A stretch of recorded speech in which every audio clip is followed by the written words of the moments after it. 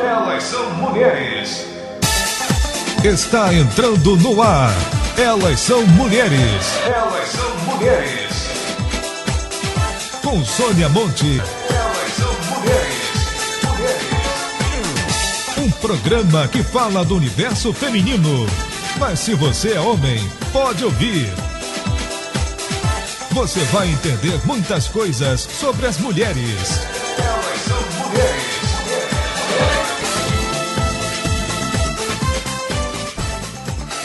Vamos conversar agora com a Iris Sampaio, que você que tem plano de saúde, você fica com uma dúvida tremenda, né? Porque o pessoal fala assim, você ouve que o reajuste só pode ser X, mas aí fala assim, mas meu plano aumentou 20%, isso pode, isso não pode. É um prazer grande, né, estar aqui com vocês. Realmente, esses reajustes confundem e o cliente ele procura o plano de saúde porque ele tem uma necessidade imediata, que muitas vezes ele não é orientado corretamente sobre a espera, a questão da carência, e ele é pego de surpresa nos reajustes, porque nós temos, na verdade, dois tipos de contratos. Nós temos os individuais e os coletivos. E assim os coletivos são divididos em empresariais. Vamos explicar melhor. O que é individual e o que é coletivo? Vamos lá. O individual é quando eu ofereço para você o seu contrato, você coloca direto em seu nome, diretamente em seu nome, e você pode colocar seus dependentes diretos ou quem você achar interessante. Por isso é um contrato pessoa física, na verdade, né? O contrato coletivo, ele tem uma representação, é um plano empresa, e eu posso ter tanto um plano empresarial quanto de um sindicato, de uma associação. E quem faz parte desses contratos, quem está ligado diretamente a essas instituições.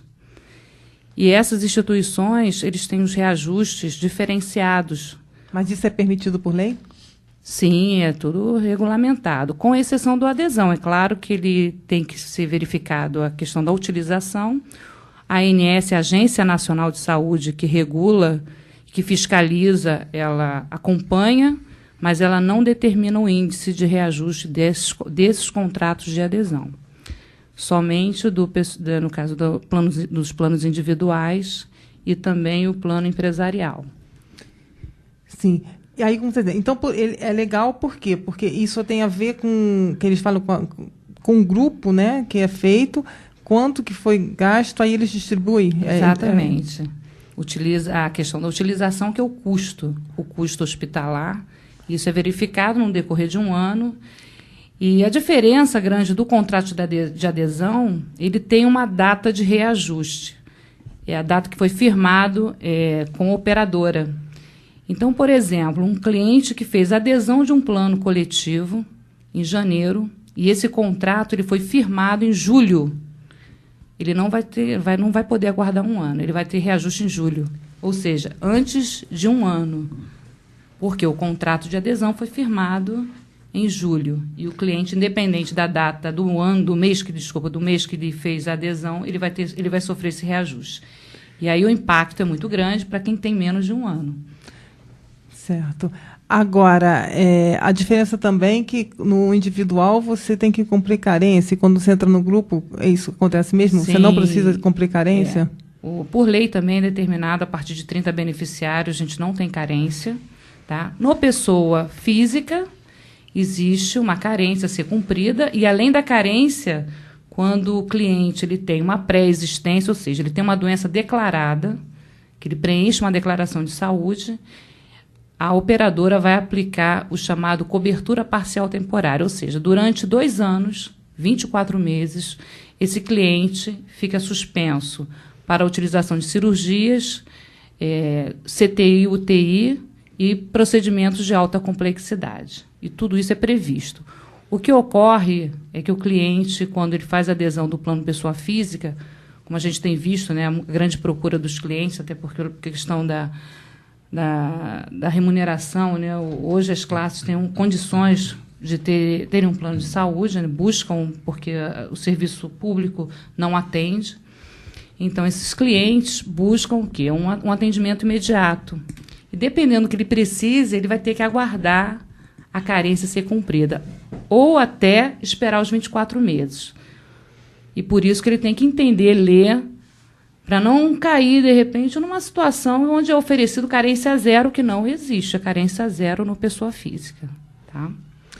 E a outra coisa também que eu ia te perguntar é o seguinte, se a pessoa está num plano coletivo, aí ela quer migrar para o individual, eles compram carência? Se for da mesma operadora, eles vão analisar... Uma operadora seria o quê? Por exemplo, tem uma seguradora, a mesma seguradora, se ela tiver o plano individual, ele vai ter que fazer o aproveitamento desse período do cliente, desde que ele faça de imediato. Tá? Tem um prazo limite, cada operadora tem um prazo limite. E no caso desse cliente, ele pode ser que ele tenha uma operadora. Hoje em dia, nós temos algumas operadoras não mais praticando o plano pessoa física. E ele vai ter que procurar uma outra operadora. E, nesse sentido, ele não vai ter aproveitamento do tempo integral, ou chamado carência zero. Entendi. Qual é a diferença entre o seguro-saúde e o plano de saúde? São duas coisas distintas. Exatamente. Como é que é essa diferença de um para o outro? O seguro-saúde, ele tem a seguradora, a própria SUSEP, que regula, e junto também com a ANS. No caso das operadoras, somente a ANS regula. Mas se destina de que maneira? Se eu compro um plano de saúde, eu vou lá, subentende que eu vou fazer minha consulta médica, vou lá no clínico geral, fazer meu exame de sangue, meu hemograma. Mas se eu faço um seguro-saúde, qual é a diferença de um para o outro? Exatamente. Além dessa diferença que eu falei, o seguro-saúde também, eles têm o chamado reembolso. Então, eles têm uma cobertura referência, né, as clínicas e hospitais de referência, porém, eles também reembolsam o cliente. As operadoras de plano de saúde não têm isso previsto. Algumas até podem oferecer uma cobertura, um reembolso para anestesia, o que a lei determina. Mas a seguradora, ela, de fato, ela já tem isso previsto. Então, você tem a livre escolha, que nós chamamos. Dentro de uma operadora, você tem que seguir o livro de referência, que é o livro... quer dizer assim, por exemplo, se você vai numa consulta que aquele teu médico não tem credenciado dentro do plano, mas você pode ir, que eles vão te restituir, mas a restituição é integral... Existe uma tabela, cada seguradora trabalha com uma determinada tabela. Então, essa é a grande diferença. A diferença, então, que você pode escolher, né? A outra coisa também que todo mundo pergunta é essa coisa de faixa etária, que aí, de repente, você está pagando, aí você completa uma idade e daqui a pouco o negócio dobra. Exatamente. Além do reajuste anual que nós encontramos nos contratos individuais, todos os outros contratos também têm a previsão de faixa etária. E a diferença é que no plano coletivo eu tenho o reajuste por sinistralidade, que é a questão da utilização. No pessoa física, eu, por enquanto, só tenho os dois reajustes. É o anual, que a agência determina, e o de faixa etária. São 10 faixas etárias. Chegando na 10ª, eu não tenho mais reajuste de faixa etária. A partir daí, eu só tenho reajuste anual. Não pode. Isso aí que é 59 anos? A partir de 59 anos. Então, gente, já sabe, né? Agora, uma pessoa que está acima de 59 anos, ela pode fazer um plano de saúde? Qualquer pessoa pode aderir a um plano de saúde pessoa física.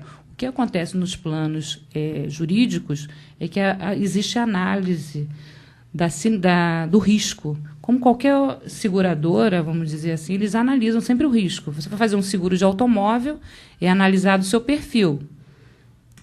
E eles vão mensurar em cima daquele risco. Pode ser que você tenha um perfil, eu tenha outro. Então, dessa forma também é avaliado. No pessoa física não pode haver rejeição. Não pode haver negativa ou declínio, que é o termo muito utilizado. Não pode, né? Mas ele, quer dizer, mas aí também ele tem que cumprir toda aquela carência, né? Sempre. É coisa boa, né? Para dizer o contrário, né? Agora, mas se uma pessoa... Eu só quero fazer um parênteses. A carência, ela só não vai existir quando ocorrer um acidente É isso pessoal, que eu ia perguntar agora. Tá? Não tem Por exemplo, carência. aí você aconteceu alguma coisa, vai para uma emergência no hospital, independente se você acidente pessoal, não há carência. Mas se outras patologias...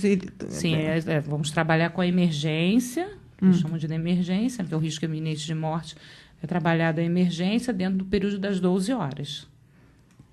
Mas aí se a pessoa chegar lá, ela não teve um acidente. Mas você fala acidente, pode ser um acidente, ou pode ser acidente. um AVC, alguma coisa que você também acidente mesmo. Um acidente, se machucou. Um acidente de carro, qualquer coisa que gere um Mas acidente. se a pessoa teve um infarto pessoal, de repente? é sempre avaliado pela operadora. Tem que observar o tempo do cliente, a carência. Mas ele nunca... Mas dentro das ele não é 12 horas, hipertenso, não é mas nada. dentro das 12 horas é analisado Se se realmente ele já existia essa patologia, por isso que existe a declaração de saúde, para poder ser avaliado.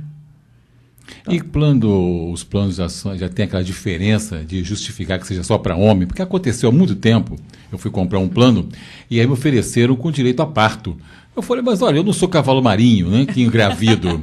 Então, até justificar que eu não queria um plano com parto, foi um parto realmente. Mas já tem muitos anos. Continua essa situação ou já sabe que o homem não consegue parir? Olha, a Agência Nacional de Saúde ela não vai determinar, a operadora tem que ter um plano somente para mulheres com cobertura para parto e para homens não teria cobertura. Isso depende da operadora e, inclusive, isso pode ser analisado, tem a questão do valor. É todo feito com um departamento atuarial, esse cálculo, para poder chegar ao valor da mensalidade. Mas aconteceu comigo. Eu falei, meu amigo, eu sou solteiro, eu não tenho ninguém, eu estou aqui sozinho, desamparado, eu não vou parir, não vou me engravidar, entendeu? Mas olha o plano da direita, eu falei, meu amigo, você não entendeu ainda, mas foi uma coisa bem engraçada, isso foi inesquecível. Mas você não eu não vou falar o nome da empresa porque pega mal, né? Mas eu digo que você não teria cobertura, mas você pode ter sua família. E você teria Mas eu não queria ninguém, era eu sozinho. Era só você. Aí eu dizia não para ele, que é o contrário do quase o nome da empresa, que queria me vender a coisa, eu dizia não. Era uma coisa, foi engraçado realmente. Engraçado hoje, na hora não foi tão engraçado não. Aí ele dizia sim, eu falei não, era uma coisa incrível. Mas, continua, Sônia.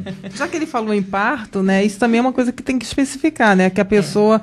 que se ela for fazer o plano já estando grávida, ela não vai ter o direito ao parto, né? Vai ter a carência. Veja só, ela tem na verdade, direito na declaração de saúde, você não declara que está grávida, até porque não é uma patologia. E somente as questões que você tem apresentado em relação a doenças. O parto, ele tem uma carência, que é o limite que a ANS determina de 300 dias.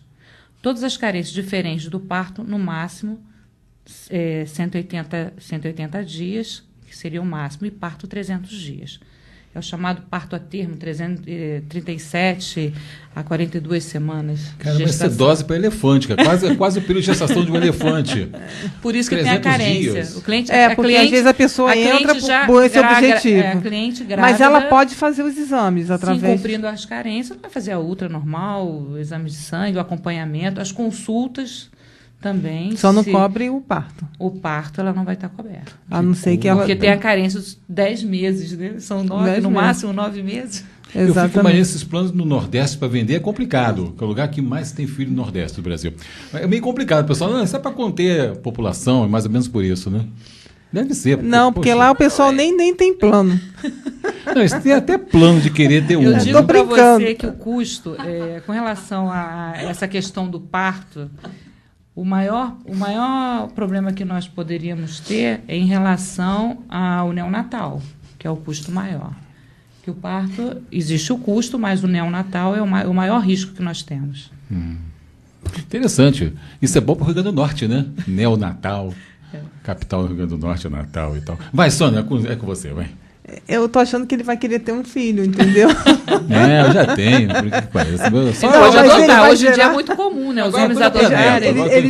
Ele já está até fazendo, né? Os planos já aceitam os casais, o chamado homoafetivo. Como é que fica isso? É interessante, tá aí uma boa ideia. Como é que fica esse negócio? Existem operadores que já aceitam normalmente, e através de uma declaração ou até de união estável é possível. Mas você fala filho adotado ou não, geração tá falando natural? O casal homoafetivo. É um dependente do outro. Já é comum planos familiar que nós chamamos. Interessante isso, né? Mas então, a nossa realidade. É uma realidade, vai se adaptando. Com o tempo, né? Porque realmente eu acho até que isso evoluiu bem, né? Por que essa discriminação vamos se a gente discriminar? do mesmo jeito, né? E que precisa de assistência do mesmo jeito, né? Exatamente. Já está tão comum, inclusive nas novelas. É uma novela, sai a outra e já continua o mesmo assunto. Né? É, mesmo Não, assunto. ser gay é uma abordando coisa, normal. fazer filho que é complicado. Depende, né? lógico. Hoje existem várias formas que eles estão usando, né, para poder serem pais, né? No caso da mulher até Não, mais esse negócio fácil. de pai, isso eu acho meio estranho, mas enfim, não é o tema agora, mas deixa pra lá. Deixa eu pra tenho lá. cá minhas opiniões, depois eu conto. Depois você conta, tá bom. Vai um dia aqui só para ele contar a opinião. Mas tem mais alguma coisa que você acha importante colocar? Importante o cliente sempre estar de posse da documentação e ler o que está sendo oferecido para ele, não só assinar. Tem que ler, saber seus direitos e obrigações.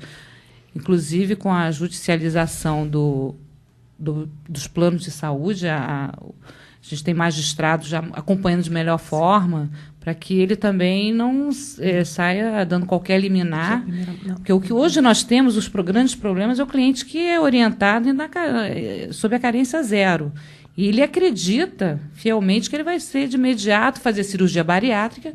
Ele já tem um peso, já tem uma obesidade mórbida acima, né, ele está lá com uma altura, peso desproporcional, quer dizer, ele está realmente uma pessoa obesa e acredita que de imediato ele já entra no plano achando que vai fazer cirurgia bariátrica. Isso, rapidinho, só para poder, agora uma coisa bem, fora, sem ser com piada, falando sério agora. Veja só, diz uma regra que não se assina nenhum contrato sem a presença do advogado.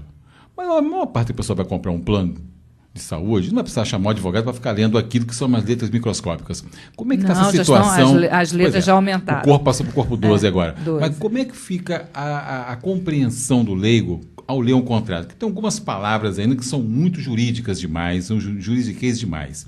Como é que está hoje essa leitura para maior compreensão do comprador? O representante comercial, ele passa por treinamento, normalmente deveria estar bem treinado e para responder às perguntas que o cliente precisa, inclusive demonstrar isso em contrato. Esse seria um primeiro passo importante, o cliente observar as operadoras, elas na verdade têm os representantes comerciais, não são profissionais autônomos, são vendedores de plano de saúde e tem os corretores também formados pela própria Funenseg. E o que o cliente deve tomar cuidado é verificar se ele está passando a orientação de acordo com o contrato. Ele não precisa estar com um advogado ao lado, até porque ele tem o Código de Defesa do Consumidor para protegê-lo, tem a própria Agência Nacional de Saúde, que informa sempre quando tem oportunidade na mídia, informar seu 0800.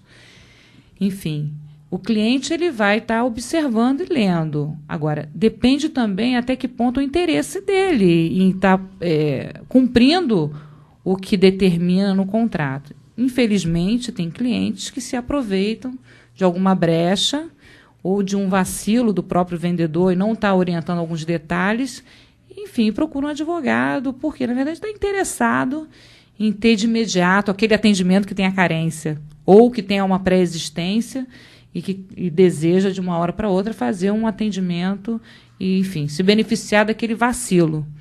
Por isso que o nosso, assim, o mercado, o profissional de vendas, ele está cada vez mais sendo qualificado para evitarmos isso, porque isso gera um custo muito alto para as operadoras e para as seguradoras também. Hipocondríaco também é doença pré-existente?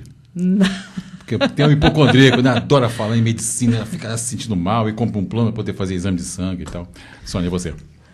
Bem, gente, Iris, muito bom você estar aqui com a gente. Tá ótimo, tô adorando e quero ficar falar que em breve a Iris vai estar sempre aqui com a gente, com vários assuntos, né? Nós vamos ter uma Estaremos sessão, aqui que eu também não vou juntas. falar, não. A gente deixa para quando estrear, né? Aí a gente vai dizer Fazer o uma que ela... experiência, né, Muito Sônia? boa, né? Então é isso. Agora a gente vai ouvir com a Adriana, né? Vamos também sempre tocar músicas aqui durante o programa, né? Pra Sempre Vou Te Amar.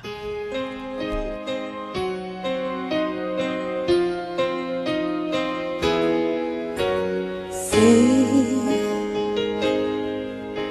que nada vai mudar, as nuvens se transformam para sempre se juntar. Eu sinto bem mais perto final. Como pode um grande amor aos poucos se acabar?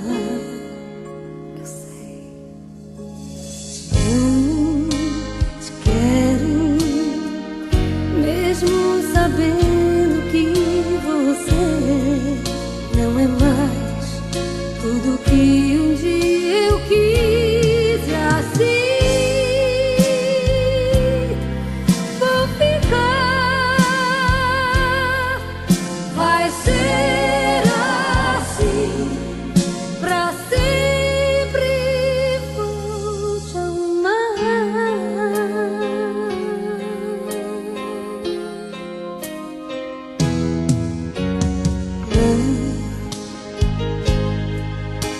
O tempo não passou, o vento vem mais forte agora.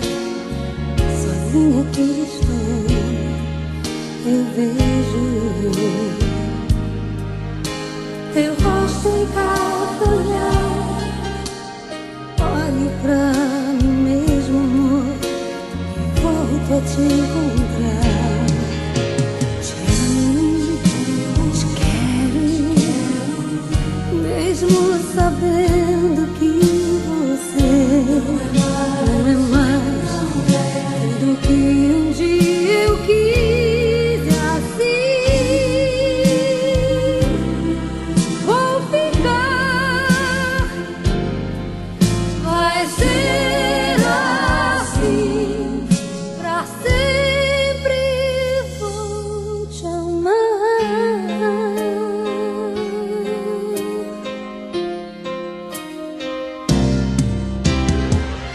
Toda vez que eu te falar que não devo mais chamar, te amo, te amo. Toda vez que eu te disser que eu não quero mais querer, te quero, te quero, te quero.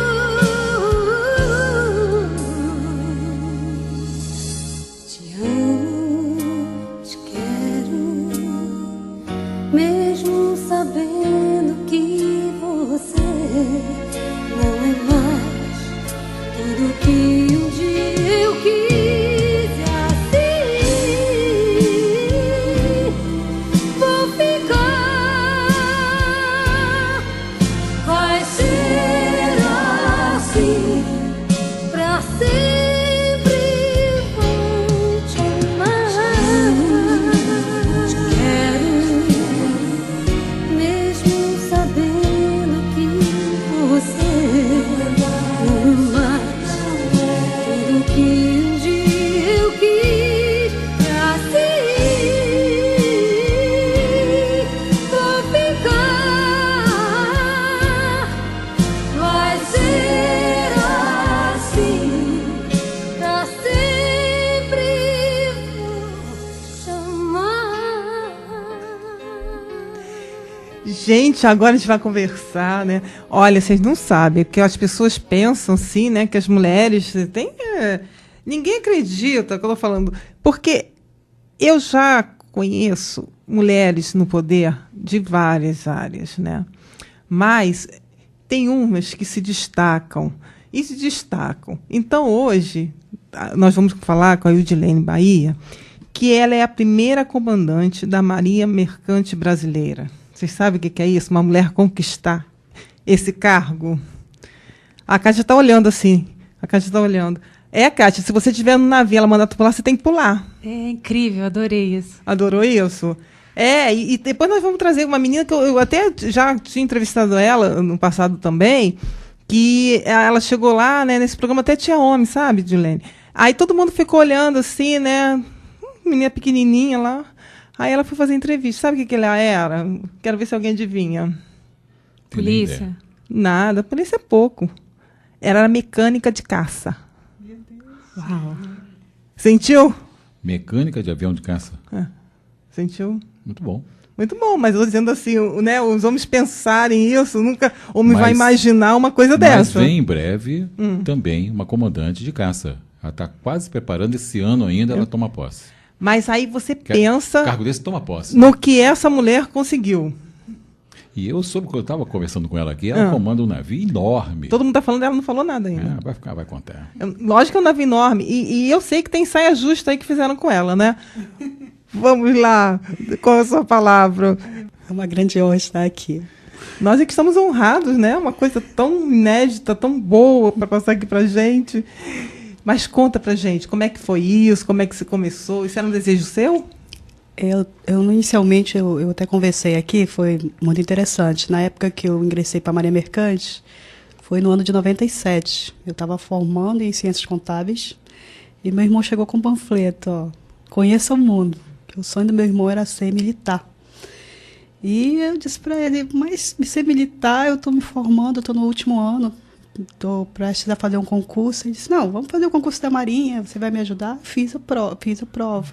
A primeira prova era eliminatória. Aí ele chegou todo feliz em casa e disse, me dei bem na prova, passei, já estou na outra fase. Eu disse, eu acho que eu fiquei.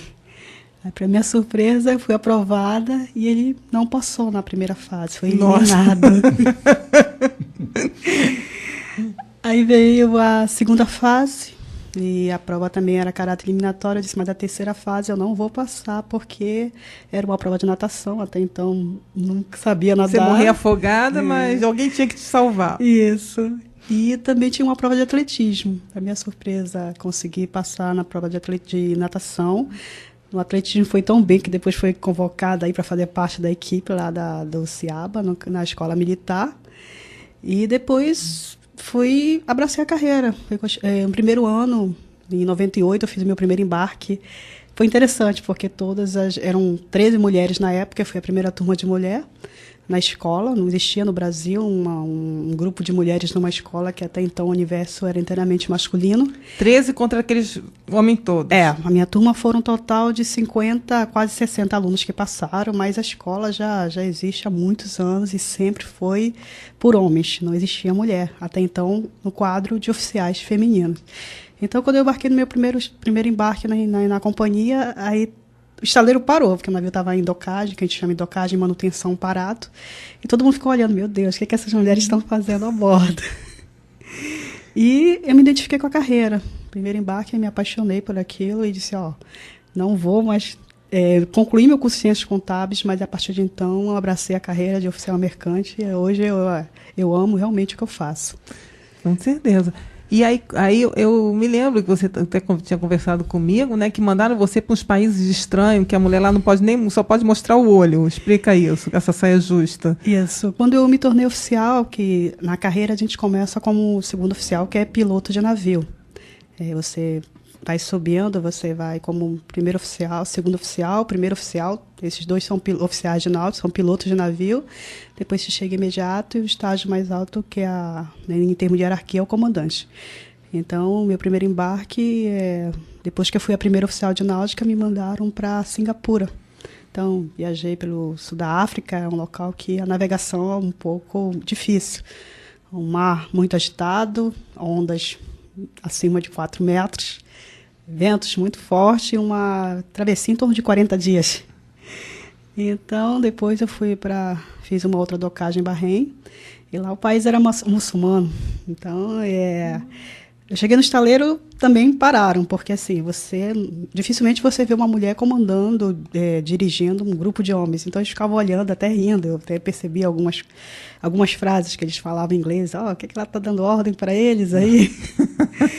Mas foi muito legal a experiência, você conhecer outros países e também lidar com aquela condição de até então você está num país onde as mulheres jamais podem passar à frente dos homens. Como é que as pessoas veem o seu trabalho? Porque o mundo militar, o mundo da cabotagem em geral, lhe vê como uma profissional. Você Sim. é uma comandante, você é uma pessoa que está à frente do navio.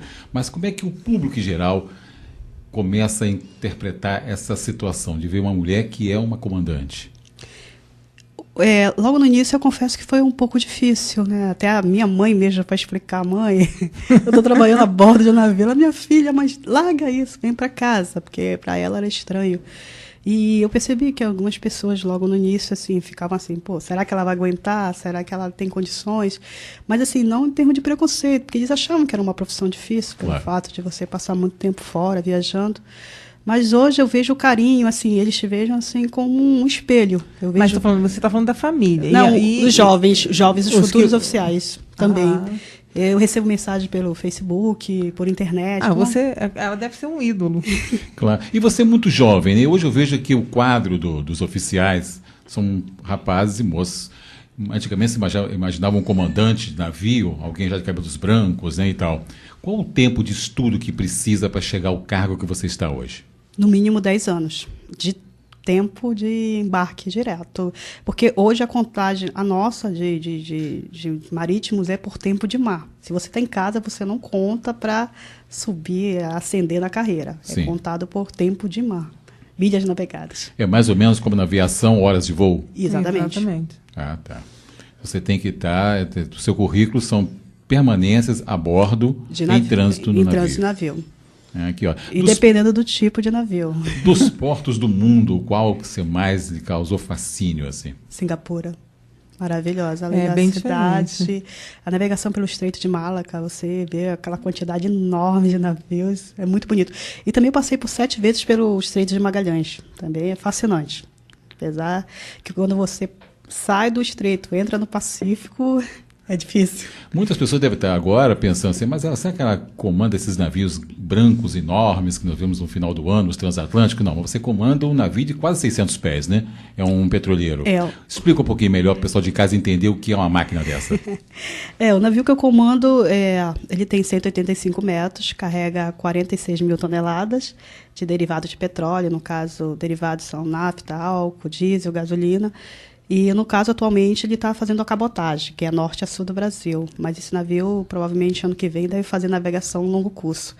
E, atualmente, eu sou comanda quantas pessoas? 26 pessoas. 26 pessoas. Hoje... porque deve ser uma coisa de carga, né? Isso. Não passageiros. Não. E hoje, com a minha habilitação, eu posso navegar o mundo todo. Eu posso navegar em águas internacionais, porque, atualmente, eu sou capitão de longo curso. Eu quero saber como é que é o seu dia a dia no navio, como é que essa coisa funciona. Porque uma mulher, né, quer sempre estar bem, né? Jovem, bonita, tudo. Como é que é esse lado feminino? Mulher. Como é que a mulher se vira dentro desse navio? A bordo, basicamente, você é o administrador, né?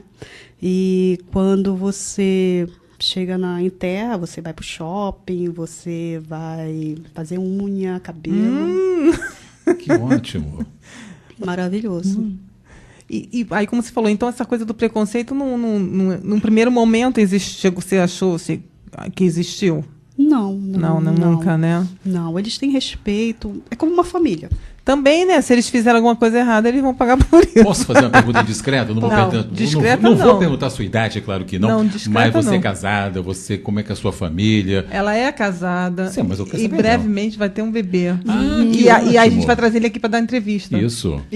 Porque ele não pode nascer dentro do navio, né? Até pode. Aí depende da bandeira do barco, né? Porque são a bandeira do país que a gente está chegando, a bandeira do navio de origem e a bandeira do país que representa, né? Assim? Isso. Tá vendo? Isso aí eu aprendi esse negócio de direito internacional, viu? E interessante também que existia, antigamente, mulher a bordo é sinônimo de dar azar. E hoje, a figura do comandante, hoje no mesmo feminino, você pode casar alguém, você é um juiz de paz a bordo, você pode realizar casamentos normalmente. É um cargo de muita responsabilidade comandar. Você está comandando grande. Uma nação navegante, né? Isso. Responsável por 26 pessoas e levando bilhões de barris. Você, quando está além das 200 milhas, você está representando o Brasil que está flutuando ali, no caso, se o navio estiver sob bandeira brasileira. Correto. E já aconteceu alguma coisa interessante assim nas suas viagens, alguma coisa, algum problema? Como é que foi isso aí? Eu acho que interessante foi realmente nessa viagem para ir para Singapura, porque era uma viagem muito longa, então você tinha uma mudança de fuso horário. Às vezes você... Chegava um momento que você tinha que tomar café, já estava no jantar no Brasil. Então era muito louco. Porque quando você vai de avião, é bruscamente, né? Mas navio, Rápido. você tem um período que você vai fazendo a troca de fuso horário. E assim, o mau tempo era terrível, porque você estava fugindo de uma trajetória de um furacão, que tem umas áreas que tem Nossa. furacões. Então você ia plotando lá essa área que passava o furacão para você afastar, que a gente chama de um pouco de manobra evasiva. E tem que ser coragem, porque tem um momento, parece que era uma estrada cheia de buracos, que o navio praticamente ele não saía do lugar. O mar estava muito agitado, frio, e assim, você olhava, meu Deus, eu tenho que olhar, eu ficava só de olho no colete à noite, porque achava assim, será que eu vou chegar em casa? Mas assim, o mar é fascinante. Eu digo que não tenho medo de navio. Hoje, atualmente, eu tenho pavor de voar, pra você ter uma ideia. Eu amo navegar, mas voar... Tem medo do voo, difícil, né? tem. Que coisa. Difícil mesmo. Diferença, né? Uhum. Mas aí também. E quanto tempo, quer dizer, você começou em 97, né? 97. Como é que está isso hoje da mulher na Marinha? O que então, existem duas escolas de formação de marinha de oficiais mercantes no Brasil. Uma em Belém, que é onde eu me formei, que você presta concurso para Norte e Nordeste, Belém, e Sul, Sudeste, Centro-Oeste, Rio de Janeiro, chamado CIAGA, que é Centro de Instrução Almirante Graça Aranha. Então, você realiza esse concurso. Normalmente, esse concurso é realizado em agosto. E em janeiro, você começa pelo período de adaptação. São 6 meses que você é fera na escola, você passa por uns treinamentos militares, e a partir do momento a escola é regime semi-internato. Você entra normalmente na sexta-feira e retorna domingo. Durante a semana, você cumpre as obrigações militares, você tem estudo obrigatório, tem que tirar no mínimo 7 para passar, e tem as provas de testes físicos também. Então, você, além das obrigações militares, você tem que garantir boas notas para poder se formar. Que mensagem você deixa para as jovens que estão nos ouvindo agora, as moças, seguirem a carreira brilhante como a sua? Estudem, se dediquem, e é possível. Sonhar é possível, é uma carreira linda, que acho que todos os jovens hoje, não existe carreira mais promissora do que você trabalhar num navio, numa área de offshore, porque com pré-sal agora a tendência é crescer. Então, estão precisando realmente desses profissionais, mas é necessário dedicação e estudo. Hoje, depois de você, já tem muitas comandantes? Atualmente, na companhia, somos duas mulheres, mas existem comandantes de embarcações menores na área de offshore, que são rebocadores de apoio à plataforma, que são embarcações menores, mas navios de grande porte no Brasil só existe, eu fui a primeira e existe uma segunda comandante, que é a Giovana. Tá vendo? Que mérito. Não, mas a gente fala, mas é verdade sim, porque você vê uma coisa muito específica, né? De muita responsabilidade e também. Às vezes a mulher pode até almejar isso e não conseguir, e você conseguiu. Que é mais importante, não é? E agora a Marinha todo ano ela abre quando não tem normalmente o edital é junho e julho, a prova em agosto, e a chamada depois que é feito os exames médicos, normalmente é em janeiro, a adaptação. Ai, que bom. Todo Kátia ano. Salles, você que é cronista, se inspira, vai fazer uma crônica em homenagem. Incrível, parabéns, viu? Obrigada. Você fica pensando em Fernando Pessoa, né? Navegar é preciso, viver não é preciso. Cria uma crônica, porque é um exemplo de figura humana, exemplo de mulher. Parabéns, querida. Como estou encantado em conhecê-la. Muito sucesso. É a profissão dela. Você vê que ela foi lá, foi fazendo, foi conseguindo. Abraçou mesmo. Como abraçou. E ela gosta. Você vê que está na cara dela. Os olhinhos brilham aqui. Isso não é bonito, uma coisa muito bom. Linda a pessoa que adora a profissão daquilo que faz. Assim como eu gosto muito da minha, né? Eu adoro fazer o que faço. Então vejo você assim, os seus olhos brilhando. Parabéns, querida. Obrigada. Eu admiro muito. Admiro, não é a que a gente brinca aqui, né? Porque é uma profissão realmente. Antes dela não tinha outra, não existiu outra. Não existiu. Ela foi a pioneira, né? E como dizendo, as mulheres hoje elas estão abraçando e conseguindo, né, cargos que, na verdade, qual seria o problema de uma mulher comandar um navio? Eu não vejo problema nenhum. Não seria nenhuma profissão assim, de braçal, essas coisas assim, né? É uma coisa de inteligência. E uma curiosidade, né? Depois que veio a minha turma, hoje, atualmente, o quantitativo na escola é quase 50% de mulher já, Que nas bom. escolas. E, assim, no navio você vê mulheres em todas as áreas. Teve uma época que eu embarquei e tinha um navio de 26 pessoas, 7 eram mulheres, que eu dizia navio das 7 mulheres. Tinha marinheiro de convés, cozinheiro, oficial, auxiliar de saúde, muito bom, muito bom. Porque quando a aeronáutica abriu, eu até pensei, mas aí eram cargos muito específicos de profissionais, né? Principalmente a área de saúde. Eu acho que não tinha nem área de comunicação, né?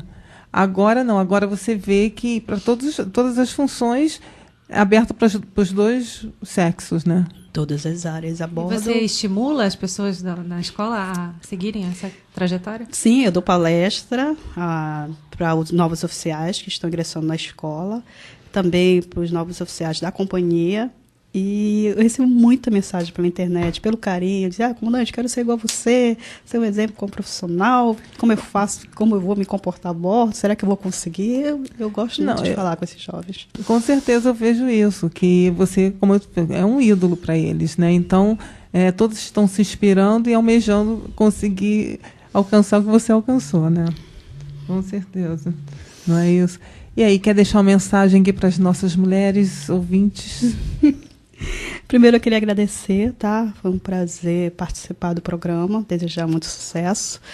E também dizer a todas, né, que acreditem nos seus sonhos, corram atrás, porque é difícil às vezes você vai ouvir muito não, algumas pessoas dizem, o que você está fazendo aqui, você não vai conseguir, mas é acreditar e ir em frente que nós chegamos ao nosso objetivo. E por causa disso, eu vou oferecer uma música para você. Com a Adriana, Sonhos Não São Impossíveis. Obrigada. São impossíveis, são sentimentos reais. Você não sofre sonhando, você não sofre vivendo. Por isso eu vivo te amando e te querendo sempre mais.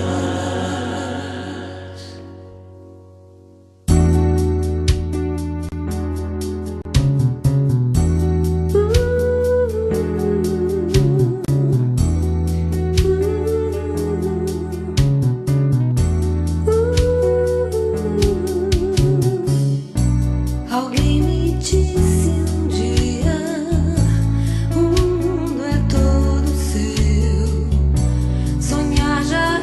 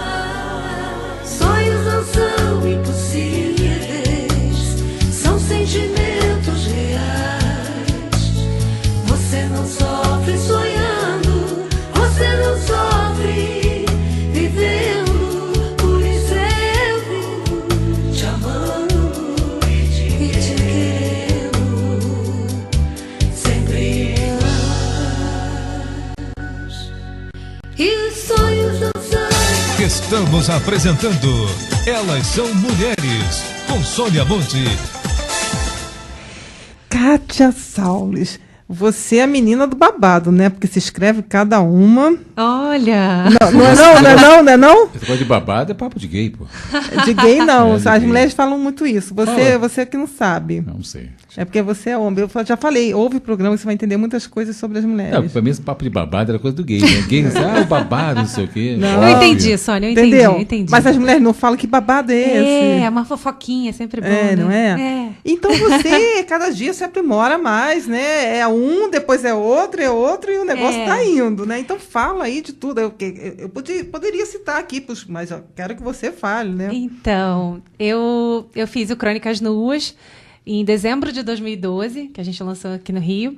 Depois, em seguida que eu falo um ano depois, quase veio Crônicas Cruas, porque eu sempre brinquei que a verdade ela é nua e crua. Então, acabou que foi um consequência do outro, mas não, eles são independentes, não é um segmento que precise ter lido o primeiro para conseguir entender, não de forma alguma. São crônicas, né, contemporâneas e tratam de assuntos que todo mundo vive ou já ouviu falar. Por exemplo, cite alguns exemplos. Exemplos. Eu falo do valor do abraço, de coisas que a gente... As mais valiosas coisas são de graça, né? O pôr do sol, um beijo, coisas que a gente não dá valor. Mas se você tiver que pagar por aquilo aí, já perdeu a graça, Né? né? Mas- Quer dizer, depende, né? Se é uma coisa de consumo, sim. Você quer uma boa garrafa de vinho, aí tudo bem. Sim, mas aí uma boa companhia. ou Isso aí não tem você- preço. são coisas assim que de você dar valor aos detalhes, que a vida é feita de detalhe, né? Então, eu acho que muita coisa passa batida e eu acho que eu vim com essa proposta de botar uma lupa ali e mostrar o cotidiano de uma forma diferenciada, prestando atenção, mais aguçada, assim, né? Com um olhar mais sensível, talvez seja isso. Aí você foi pra Nua, depois pra Cruz e depois... Eu já terminei de escrever um romance agora, mas eu não vou lançar por agora, não. A gente está com proposta de lançar em São Paulo. Só para os dar dois um livros. gostinho aqui, ó, gente. Espera que daqui Mas a é pouco tem um verdade. romance aí. Tá? Chama-se Amores de Eva. Já está registrado, tudo certinho, mas não vai ser para agora. Mas eu venho aqui falar com vocês quando tiver para lançar. Que o lançamento é sempre bacana, né? Tem um evento, né? E aí eu venho, com certeza, te falar. Vem. Mas aí fala mais. Tem coisa aqui, ó. Você participou. Vai? Diga lá. Ué, aqui. Participa de tanta coisa. Um concurso em homenagem a Marta Medeiros. Ah, sim, foi muito bacana. Foi da editora Assis que eu me inscrevi despretensiosamente mesmo e deu tudo certo. Por uma sorte, né? Eu não estava esperando. Foi uma felicidade ficar entre os 30 melhores. E aí eu fiz parte do livro em homenagem a Marta, chama Memórias, que eu te presenteei hoje. Sim, eu agradeço. Agora me diz uma coisa. Qual era o objetivo desse livro? Cada um escrevia alguma coisa sobre ela? Sempre, o tema era saudade. Então, você participa dessas antologias, né, com a finalidade de colocar à prova mesmo os textos que você escreve para escritores do Brasil todo. E acontece de ter um festival, né? Você acaba sendo premiado. Os primeiros conhecem o autor, que está em questão, que no caso era a Marta. Você tem a possibilidade de interagir com outros cronistas, como foi essa proposta. E aí eu acho que é válido, né? Para você conhecer o trabalho de outros profissionais também.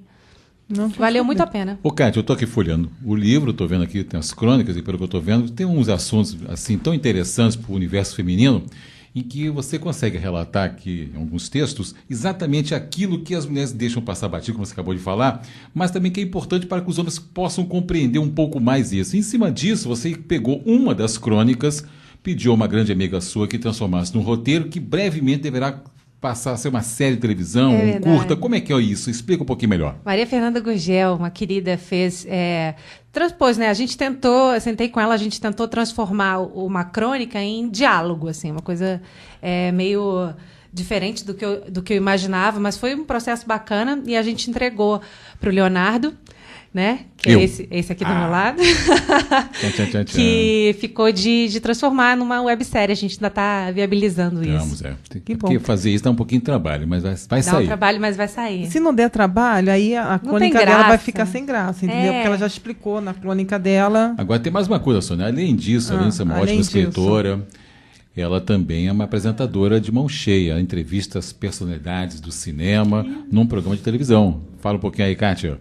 O Curta Fazer, da TV Atlântica, que é uma gracinha, uma delícia de fazer, que a gente curte mesmo fazer, Verdade. né? O nome é tudo a ver, que a gente cobre festivais, cobre lançamentos de filmes, e vai lá na pré-estreia e fala com os diretores, com os atores, com a produção, ou entrevista também separadamente profissionais da literatura, do cinema. É muito interessante. Mas eu queria que você voltasse lá para as crônicas. Vamos lá. Não, porque você falou assim, mas você não tem alguma coisa assim para falar, não que vai falar de uma das crônicas, mas alguma coisa assim para mostrar para os nossos ouvintes? O que exatamente? Você fez tantas crônicas, eu queria que você incorporasse uma aí. Tem alguma que você possa lembrar, assim, que você acredita que seja mais... Não precisa ser ela tocante, inteira, mas alguma coisa assim, né? O pessoal ter o gostinho. Vai ter um gostinho assim? Não, né? Agora você ficou com vergonha. Não, eu posso ler um pedaço. Depois, se você quiser, eu posso ler um pedacinho. Mas o bacana, na verdade, é assim, é que é atemporal, é para todas as idades, é bacana você estimular o gosto da leitura nas pessoas. E crônica, eu acredito, puxando uma sardinha para um lado, que seja interessante pelo fato de ser curtinho. A pessoa que não tá acostumada a ler, de repente pega um livro grosso, pode ser que interrompa, que não vá até o final. E enquanto você pega um livro de crônicas, você vê se você gosta daquela historinha. Quando viu, já acabou, aí você pega outra, são pílulas, né?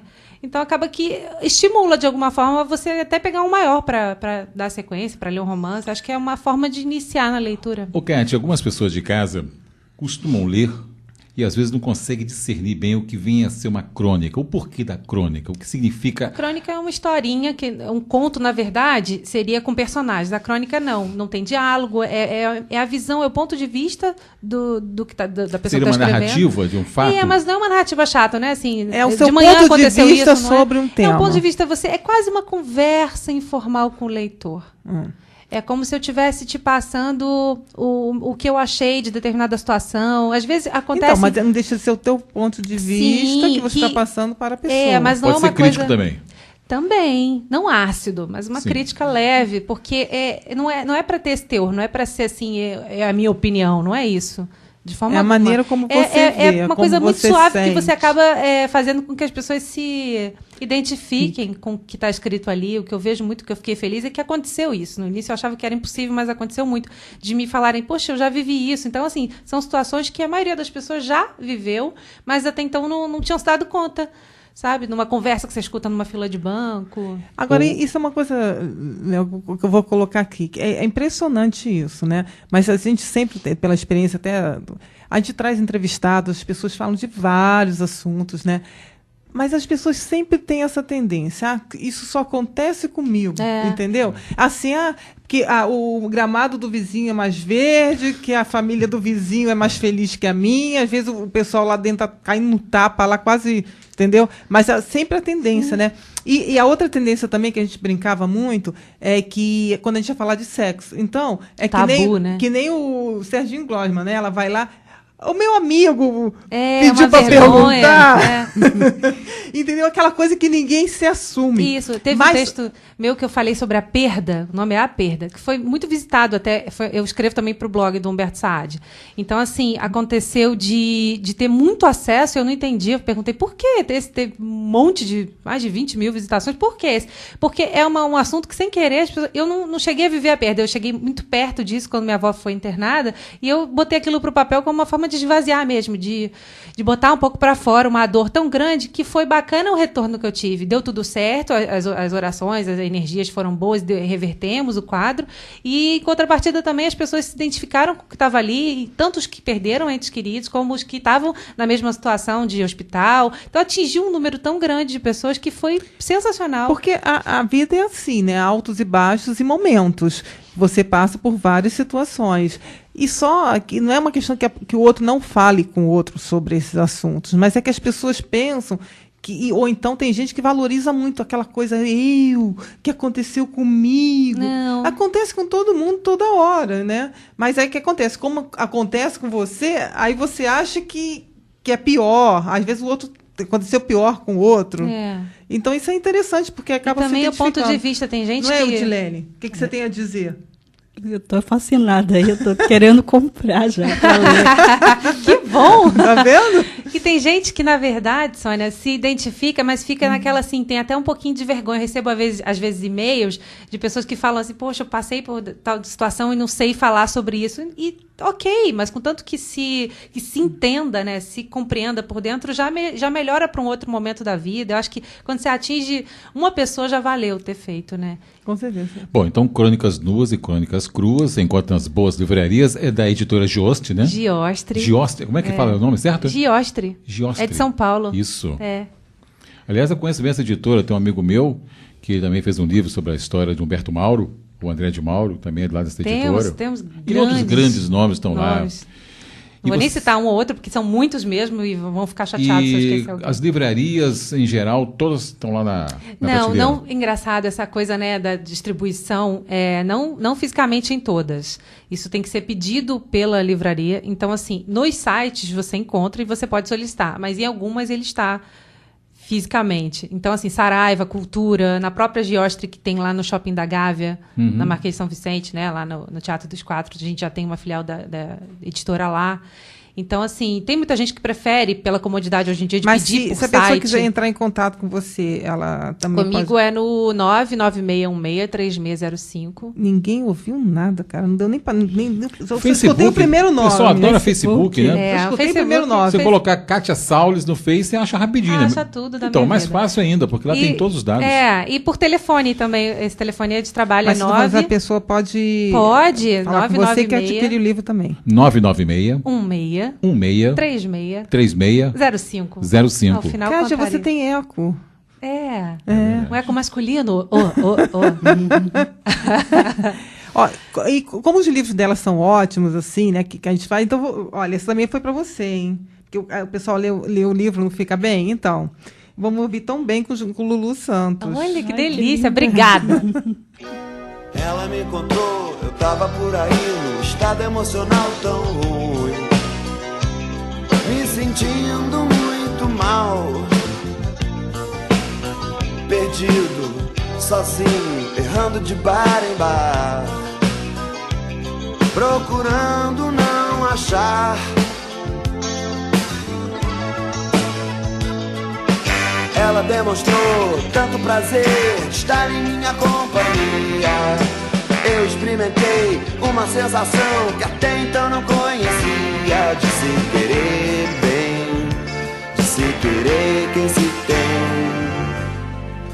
E ela me faz tão bem, ela me faz tão bem, que eu também quero fazer isso por ela. Ela me faz tão bem, ela me faz tão bem, que eu também quero fazer isso por ela. Ela me encontrou, eu tava por aí num estado emocional tão ruim, me sentindo muito mal, perdido, sozinho, errando de bar em bar, procurando não achar. Ela demonstrou tanto prazer de estar em minha companhia. Eu experimentei uma sensação que até então não conhecia, de se querer bem, de se querer quem se tem. E ela me faz tão bem, e ela me faz tão bem, que eu também quero fazer isso por ela. Ela me faz tão bem, ela me faz tão bem, que eu também quero fazer isso por ela.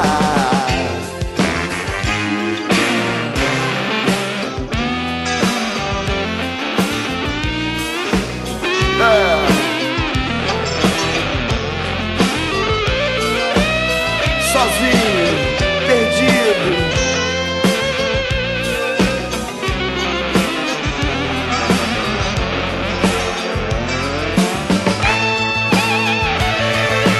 ela demonstrou tanto prazer de estar em minha companhia. Eu experimentei uma sensação que até então não conhecia, conhecia. De se querer bem, de se querer quem se tem. E ela me faz tão bem, ela me faz tão bem, que eu também quero fazer isso por ela. Ela me faz tão bem, ela me faz tão bem, que eu também quero fazer isso por ela. E ela me faz tão bem, ela me faz tão bem, que eu também quero fazer isso por ela. E ela me faz tão bem, ela me faz tão bem, que eu também quero fazer isso por ela. Ela me faz tão bem, ela me faz tão bem, que eu também quero fazer isso por ela. E ela me faz tão bem, ela me faz tão bem, que eu também quero fazer isso por ela. E para vocês que estão ouvindo a gente, eu tenho uma dica super especial. A gente fala assim, você mora aqui no Catete, mas você nunca foi no Corcovado, não é mesmo?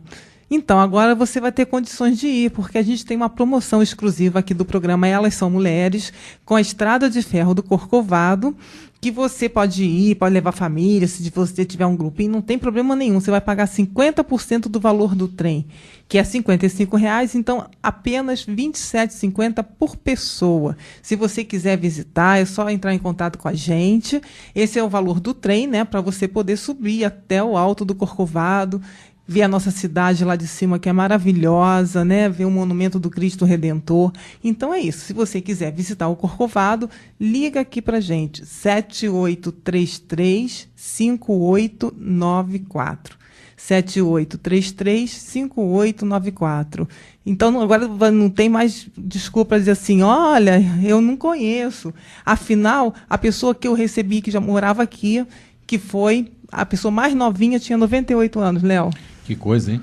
Impressionante, E lá né? de cima, o único lugar no mundo que tem uma lagoa em formato de coração é o Rio de Janeiro. A Lagoa Rodrigues de Freitas. Lá de Pois cima é. a gente olha, tem formato de coração. Você sabe que eu tirei a foto lá de cima, até, quer dizer, tem várias fotos, né? A gente, com a árvore de Natal lá da lagoa, bem no Bonito, meio, né? né? Muito São interessante. Paulo tem. Muito bom. E aí você vai dar umas dicas daqui a pouco aqui pra gente também, de lugar do pessoal visitar, né? Tem muito lugar bom para se ir. Mas aí, agora, tá preparada? O que você vai ler pra gente? De sua própria autonomia. Minha própria Autonomia, gostou? Eu separei aqui para ler a crônica do festival, que foi a que entrou para o livro. Explica melhor. Chama- O festival que você... você Então. falou, mas não sei se o pessoal, né? É, do festival da editora Assis, que foi dado o nome do livro de memórias, que era em homenagem a Marta Medeiros. E o nome da crônica é O Amor que Fica. E por falar em saudade, logo vem aquele apertinho no peito que me soa bem familiar. Sou dada a esse sentimento, que de tão forte e profundo, mal consigo dar um significado. E se é tão difícil definir, tentemos ao menos entender. Eu li certa vez que uma criança diagnosticada com câncer, muito precocemente madura para a sua tão pouca idade, definiu a palavra em questão para o seu médico como saudade é um amor que fica. E não é que isso é verdade? É claro que sim. A saudade está lúdica e intensamente ligada ao amor. Somente sentimentos tão condizentes poderiam ter uma ligação como essa. O amor está absorto na saudade, pois quem ama sente falta quando perde ou está longe do objeto ou do ser amado. Sentimos saudade de tanta coisa e por isso não cito só pessoas. Temos saudade da nossa infância, das nossas férias do ano passado, da nossa última inesquecível viagem, do perfume do jardim da casa em que moramos quando pequenos, da nossa cama, quando estamos viajando e dormindo em colchões duros, do cheiro de quem se ama, além da saudade de amigos, parentes e ex-amores. Nossa vida acaba sendo regida pela devastadora saudade, que quando chega, vem com tudo, sem pedir licença, e se apodera de nossas forças, nossos pensamentos, e se aconchega ali, do lado esquerdo do peito, sem dó nem piedade. E o que fazer então? Chorar melhora, alivia. Telefonar para o melhor amigo, conversar, desabafar, trabalhar, ver um filme, rever fotos, se distrair, tudo ameniza, mas não elimina. Nada acaba com a saudade. Acredito que ela se instale nos corações e de lá nunca mais saia. Nós aprendemos a conviver com a saudade. Quando perdemos entes queridos e sabemos que não mais poderemos reavê-los. Quando relacionamentos naufragam e já não se há caminhos para voltar. A saudade é elástica. Ela aumenta e diminui, mas não cessa. E nós somos obrigados a conviver e saber lidar com ela. Que em determinado momento até deixa de doer, mas se faz lembrar cada foto, cada música, cada cheiro. Mas uma hora vamos aprendendo e vemos que somos fortes, suportamos e superamos esse amor que fica. Fica para sempre em nós. Uau!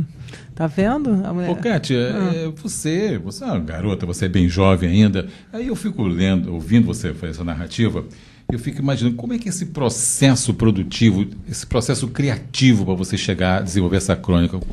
Claro, algumas experiências pessoais, ainda você é jovem, já viveu muita coisa, como todos nós temos as nossas fases de vida, mas também essa observação plural que você tem no universo. Como é esse processo criativo para desenvolver um texto como esse? Olha, nesse caso especificamente, me veio assim numa noite que eu estava bastante triste. E a saudade faz isso, né? Sufoca essa dor que eu te falei, que aperta, é bem real, é sintomática. E ela me veio de uma forma de inspiração. Ao invés de chorar, eu coloquei para o papel. É o que eu falei no bloco anterior, que eu coloco tudo ali, é como se fosse a minha terapia. Eu escrevo, eu vou botando para fora. Então, acho que é como se eu estivesse mesmo conversando com alguém, desabafando. Então, não paro muito para pensar e não escolho as palavras certas. Eu não tenho esse momento assim de ficar ponderando, não. Eu deixo sair, mesmo, sem filtro, sabe? Sem peneirar, sem escolher. Esse foi assim. Que bom.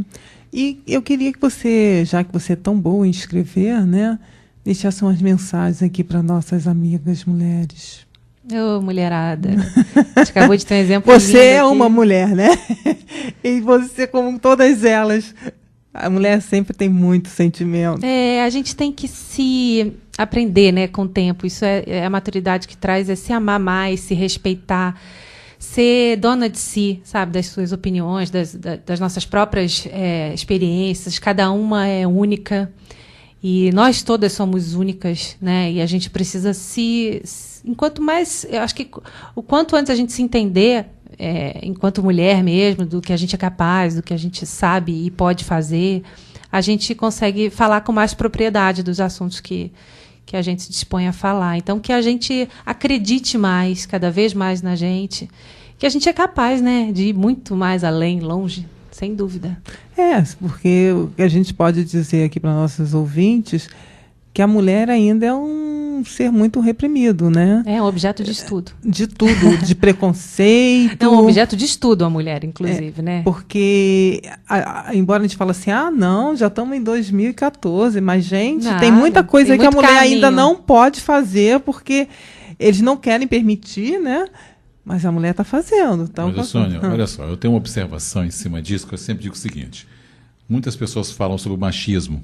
Eu não falei de machismo. Não, eu estou dando um exemplo aqui, né? E falam de certos comportamentos da sociedade. Eu digo que a maioria das mulheres precisam acreditar mais nelas mesmas e elas são grandes responsáveis pela formação de uma sociedade, porque geralmente a mulher... mãe, ainda que trabalhe, ainda que tenha uma ocupação do seu dia a dia, ela tem uma função muito mais junto à sua cria do que o homem. Então, no momento que a mulher começa a formar um filho, estou falando não filha, filho, em que ele está numa sociedade em que ele tem que ser o dominador e a menina sempre ser a submissa, cada vez mais vai se perpetuar isso. Felizmente, algumas regiões, algumas áreas da sociedade, no seu todo, no Brasil, está começando a ter um outro aspecto, um outro desenvolvimento, em que a mulher começa a criar o seu filho de forma mais equilibrada e a filha também tem uma outra observação do que será a sua futura família. Então vejo que a responsabilidade feminina hoje está nisso, em saber formar socialmente o seu filho para saber compreender que não existe mulher e homem, existe um ser humano que tem que ser, acima de tudo, respeitado. E para falar sobre isso, eu fiz uma palestra sobre isso. Que ótimo. Tá?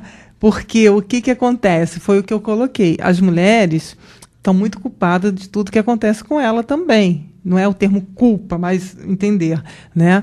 Porque as mulheres é que educam os homens, São elas. E aí chega assim, a criança, não, o menino pode lavar louça, o menino sei lá o quê. Se o menino sai com as menininhas, meu filho está namorando. Agora, se for a menina que estiver namorando, minha filha já não pode namorar ninguém, aquela história. Aí, na hora de fazer as tarefas domésticas, a menina faz, o menino não faz. Aí, depois, ela cresce, ela casa, aí o que acontece? O marido vai reproduzir tudo aquilo que ele foi criado, né? Exato. Aí ela vai se queixar, porque meu marido isso, meu marido aquilo. Mas acontece que você não pode cobrar dele uma coisa que ele foi criado de uma outra forma, né? E como é o que eu sempre coloquei, é o ser humano, ele não tem sexo, ele tem que sobreviver e saber se virar e sobreviver. Então, isso é importante. Aí as mulheres têm que ter esse papel, porque a maioria das vezes é ela que vai fazer a educação, Claro. né? Com certeza. E vamos ouvir mais uma música aqui. Também vamos de Lulu Santos de novo, tá bom?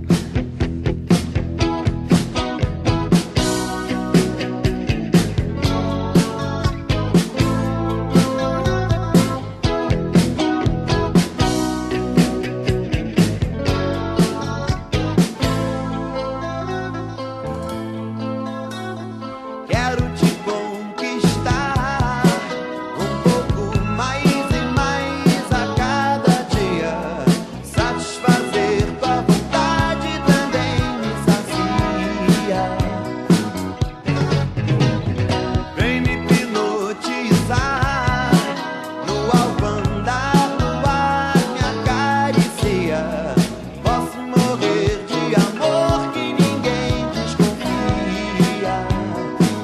Eu quero tudo com você, que só sabe viver.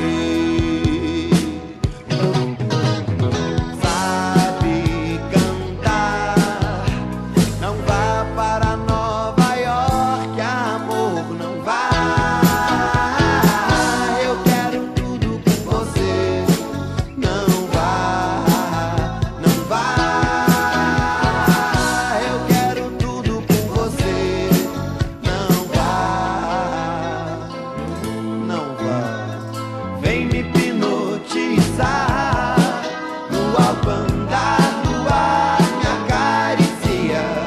Posso morrer de amor que ninguém desconfia. Quero te conquistar um pouco mais e mais a cada dia. Satisfazer tua vontade também me sacia. Foi mais profundo por você, fez chorar, mas fez chover. Pare de sonhar, não vá para Nova York, amor, não vá. Eu quero tudo com você, não vá, não vá. Eu quero tudo com você, não vá, não vá. Eu quero tudo com você, não vá, não vá.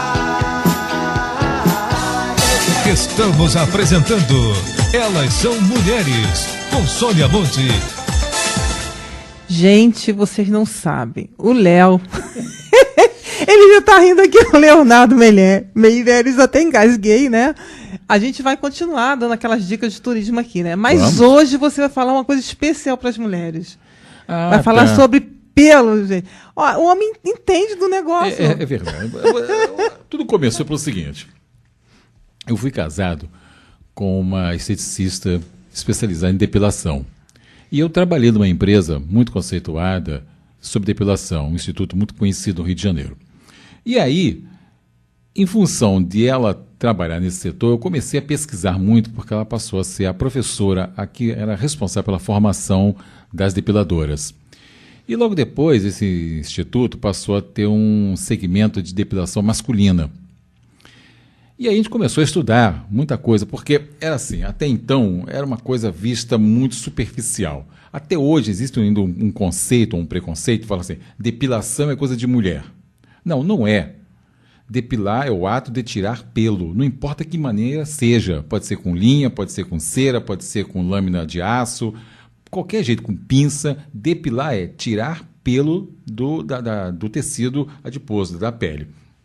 O que aconteceu? Eu comecei a ler muito sobre isso. E eu estava falando, outro dia, conversando sobre esse assunto. Então, por que no homem dói mais a retirada do pelo? Até com uma lâmina de aço. Porque o nosso pelo é muito mais resistente. Se nós andássemos totalmente nus, nós começaríamos a ter muito pelo no corpo, porque é a nossa roupa é natural. E a pele masculina ela é bem diferente da feminina. Então a gente precisa ter um pelo, automaticamente a natureza do homem, ele tem um pelo mais resistente, mais grosso. Então essa retirada e o nosso folículo piloso, onde tem aquela bolinha que fica debaixo da pele, que é a raiz do pelo, ela tem umas ramificações nervosas ali muito mais fortes que a feminina.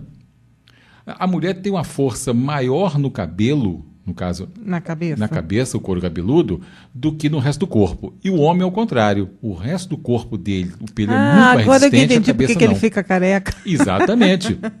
Os homens têm uma tendência a perder, tanto que eles precisam muito mais da testosterona para manter o cabelo do que as mulheres. Então há essa inversão. Por isso que o homem, a retirada do pelo é muito dolorida. Teve uma época que eu cheguei a fazer com cera a Bem, barba. eu não sei, eu doía não muito. sou homem, mas eu sei que dói. Dói. A mulher. Dói.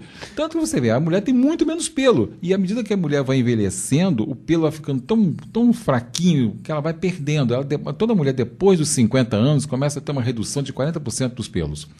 Depois dos 60, cai muito mais ainda. Ele vai ficando cada vez mais ralinho. Já no homem é diferente. Ele, embora ele envelheça, mas ele tem uma resistência no corpo. O cabelo branco masculino é muito mais resistente. Então, é por isso que tem que tomar muito cuidado. É bom procurar as clínicas e procurar esses institutos que trabalham com depilação, procurar ver se realmente eles trabalham com uma boa cera, se é tudo descartável. Se tem que procurar se houver a foliculite, que é a inflamação, que dá um puizinho na pele, procure um dermatologista. Veja, primeiro faça uma boa asepsia antes de fazer qualquer tipo de depilação, até mesmo o uso da barba convencionalmente com lâmina de barbear, use água filtrada, use um bom sabão, a lâmina depois de um certo tempo jogue-a fora, não fique usando durante muito tempo, porque ele fica suscetível, você está raspando a pele ou está causando uma agressão. Quando coloca uma cera quente, é uma agressão para retirada, e dali então entra a bactéria e provoca uma inflamação. Então, muito cuidado com isso. Aí, por que eu sei isso tudo? Porque eu passei a estudar em função de uma mulher que, na época, ela trabalhava nessa área. Então, agora eu vou explorar um pouco seus estudos Tá. científicos de pelo e perguntar. Porque as mulheres sempre ficam nessa dúvida, né? Qual a melhor maneira de se depilar? Sim. Poderia perguntar menos agressiva? Não Sim. sei se isso... Acho que todas são invasivas, né? Todas. Porque quando você mexe ali no folículo, você está abrindo aquele Exatamente. espaço para entrar de bactérias, o que for, né? Tudo. Agora, e vou completar, essa coisa de depilação definitiva, isso existe? Qual o melhor método? Eletrólise. Melhor do que laser? Muito melhor. Por quê? Veja só, o que acontece? A eletrólise tem dois sistemas, um com agulha, o outro com uma pinça. Ela provoca um choque, um curto-circuito no pelo. O que é o nosso pelo? É um fio condutor. O cabelo, o pelo em si, ele é queratina, a mesma coisa da unha. Há uma diferença. Mas todos os dois, quando pegam o oxigênio, ele endurece. Queratina é o quê? A formação é como se fosse um osso. Na realidade, é uma substância em que o corpo cria, é como se fosse uma ramificação óssea. Só que o osso é osso, existe todo um tecido enrijecido. O cabelo não, ele quando em contato com o oxigênio, ele vai endurecendo. E o pelo, à medida que ele sai, ele vai descamando. Então, se você colocar ele numa lupa, num microscópio, você vai ver que ele é todo cheio de umas... É como se fosse um caule.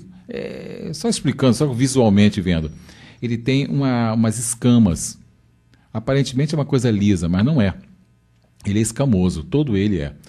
E ele é um fio condutor. Tanto que a gente toma choque. Se você passar num centro eletromagnético, ele fica todo para cima, porque ele é uma ramificação, como se fosse uma antena. Então esse pelo, quando ele recebe esse choque da eletrólise, o choque vai para o fundo do bulbo capilar e ele destrói aquela raiz. Depois de 3 sessões, não nasce nunca mais. O laser funciona da mesma maneira, porém, o laser só é muito bom com pessoas depois de uma certa idade. Você pega uma moça com 18 anos, um rapaz também, daqui a 5 anos vai ter pelo novamente, porque é a condição física. O nosso organismo ele faz com que a gente nasça cabelo para poder a nossa roupa natural.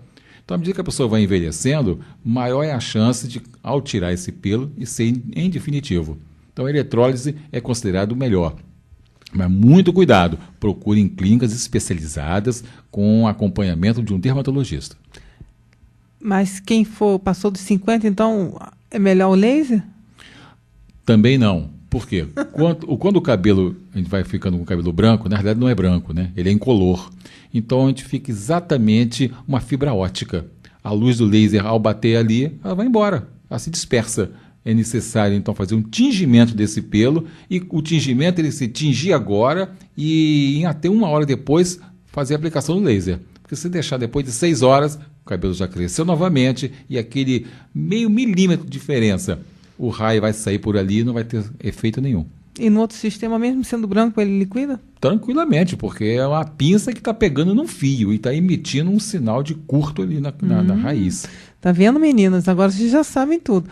Agora eu vou perguntar uma coisa que não tem nada a ver, se você saber responder. E olha, responder. outra coisa, esse negócio de depilação. Porque se eu passar uma lâmina, eu vou ficar com a pele escura e tudo mais. Não é nada disso. Não acontece nada, não tem nada a ver de lâmina com o que acontece. É um problema de suor, é um problema de alergia. Procura um dermatologista para saber o que fazer, porque se a pele está escurecendo algumas áreas do corpo que escurece, mas não tem nada a ver porque é lâmina, porque eu estou fazendo com cera quente, cera fria, não tem nada a ver. Tem umas pomadas que passam depilatória, ali tira só a superfície, a raiz está lá do mesmo jeito, vai voltar a crescer daqui a 2 dias, vai estar grande. Porque a cera ela também não acaba com a raiz. Não, de forma alguma. Ela só extrai ali o pelo e fica lá o bulbo do mesmo jeito. Nem poderia acontecer isso, porque é um dano à nossa saúde. A depilação tem que tomar muito cuidado, porque é a nossa proteção natural, o nosso pelo. Existem regiões do corpo que até alguns médicos especialistas criticam, né? Mas por causa de estética, por causa que é mais bonitinho, ficar assim, assado sem os pelos. Tudo é uma questão de fazer com parcimônia. Toma cuidado, procure bons profissionais, se cuide, é a melhor coisa que tem. Porque a retirada do pelo, você está abrindo ali para a entrada de... Total. Ao se fazer uma depilação, seja ela qual for, vou para a rua direto, não faça isso. Dá uma meia hora, depois passa um hidratante, não pegue sol de imediato, porque vai manchar a pele, vai causar problema de intoxicação, porque as bactérias vão entrar. Outra coisa, se vai à praia, não tente fazer depilação com cera no mesmo dia, nem no dia seguinte, espera 2 dias. Não faça com pelo muito rente, porque vai dar problema. Todas essas orientações que eu estou falando aqui, eu li, eu pesquisei e tomei informações com dermatologistas, com especialistas. Minha mulher, ela era especialista nessa área, até hoje ela continua sendo.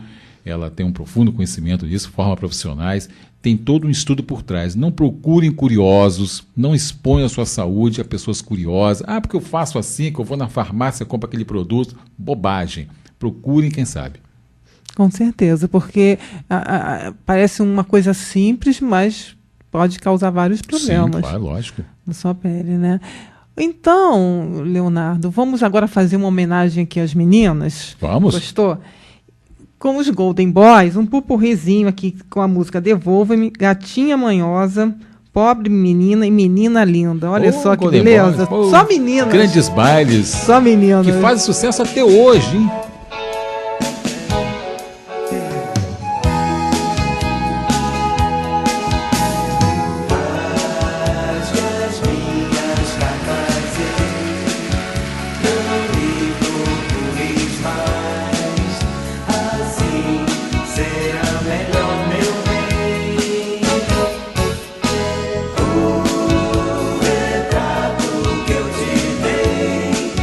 Se ainda tens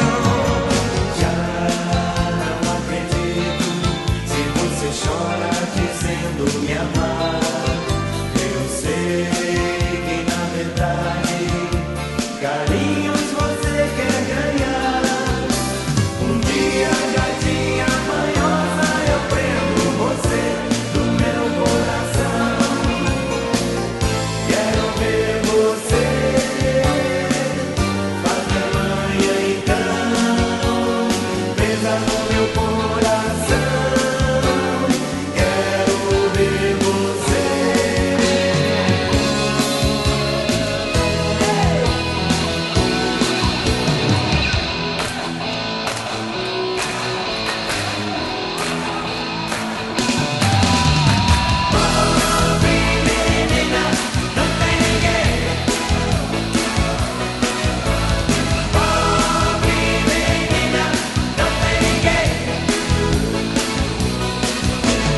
Tão pobrezinha, ela mora em um barracão. E todo mundo quer magoar seu coração. A mim não interessa quem sejam seus pais, porque pobre menina eu te quero demais. Pobre menina, não tem ninguém. Pobre menina, não tem ninguém. Pobre menina, não tem ninguém. Pobre menina, não tem ninguém.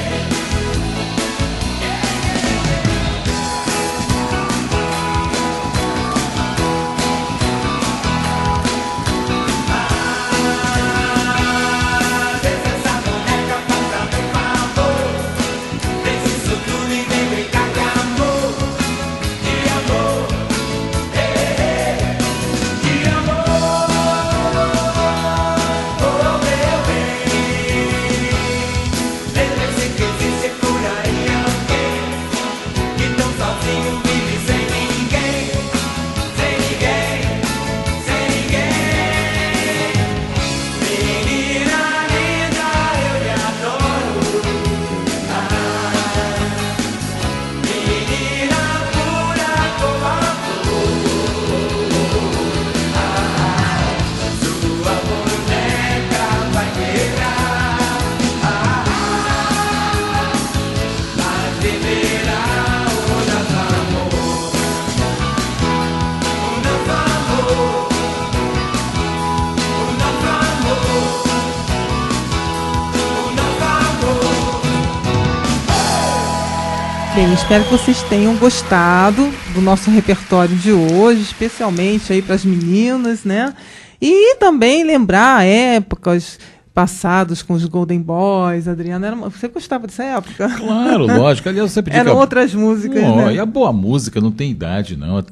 Você pega uma música, bota os Golden Boys para tocar, The Fevers até hoje faz sucesso certeza. em qualquer lugar que chega.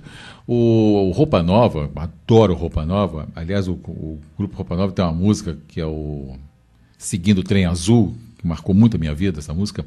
E até hoje eles cantam, faz um sucesso incrível. Tem pessoas que dizem, porque essa música que já era. Tem uns bobinhos que falam isso, felizmente está acabando esse conceito.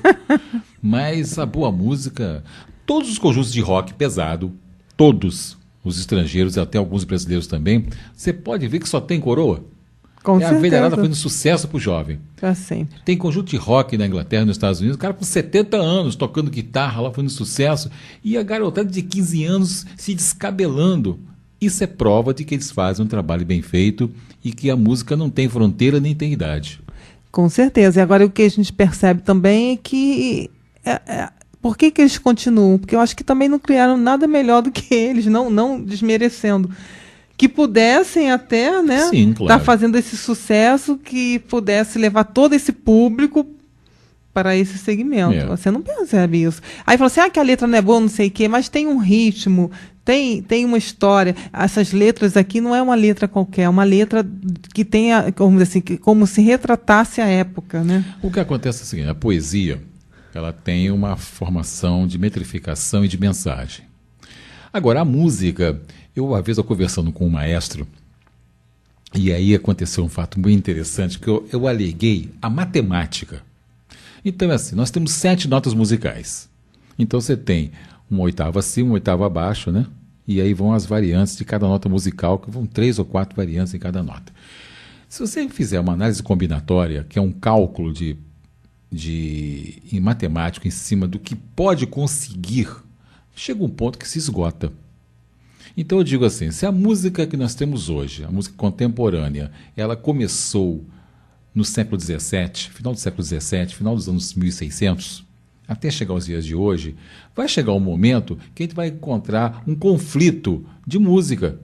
Vai dar assim, poxa, mas isso aqui parece que como é que dá o nome quando a pessoa está plagiando?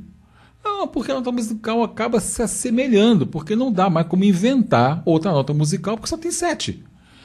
E aí se você coloca as variações 1/8 acima, 1/8 abaixo, acabou. Então a análise combinatória está aí para provar isso. Vai chegar um momento que fica finito. Então não tem muito mais o que inventar. O que tem agora é fazer regravações e uma forma de cantar um pouco diferente, tentar um arranjo musical introdutório, não muda muito. Agora, as músicas que marcaram época estão aí até hoje. Eu sou fã de Mozart. Com certeza. O meu telefone, também. o meu celular toca Mozart. Eu adoro Mozart. Aí assim, pô, Mozart, o cara viveu lá no ano de 1700? Mas é eterno. E aí, é eterno, não é verdade? Beatles. Alguém vai contestar. Beatles, se fosse lançado hoje, não animaria nem festinha de playground de interior.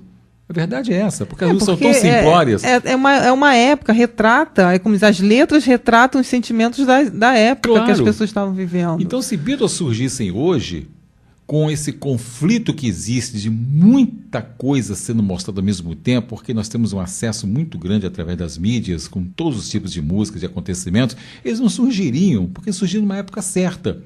Foi uma época de transição social, uma época de transição política em todo o planeta, e eles surgiram no momento em que disseram, a minha música é tão simples que anima. E aquela juventude precisava daquela simplicidade aguçada que os fizessem retomar um novo pensamento. Por isso que a música tão simples dos Beatles, hoje não daria certo. Naquela época deu. Como existem algumas músicas hoje também que são simples e funcionam.